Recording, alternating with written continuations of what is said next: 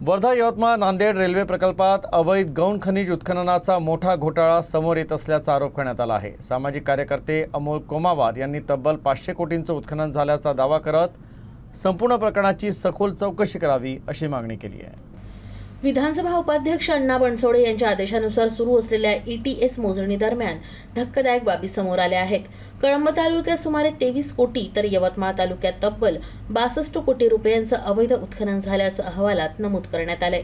ही मोजणी केवळ रेल्वे ट्रॅकपुरती मर्यादित असून ट्रॅकच्या दोनही बाजूंना मोठ्या प्रमाणात डोंगर पोखरून गौण खनिज काढण्यात आल्याचा आरोप आहे। कळंब आणि यवतमाळ या दोन तालुक्यात मिळून 500 कोटी रुपयांचं उत्खनन झाल्याचा दावा अमोल कोमावार यांनी केलाय। यवतमाळ तालुक्यातील कार्ली ते गोधनी या 17 किलोमीटरच्या पट्ट्यात 8,90,000 ब्रास उत्खनन झाल्याचं उघडकीस आलंय। याची किंमत 62 कोटींहून अधिक असल्याचं सांगितलं जात आहे। तर 16 किलोमीटरची मोजणी बाकी असून प्रत्यक्ष उत्खनन यापेक्षा अधिक असल्याचा आरोप देखील करण्यात आलाय।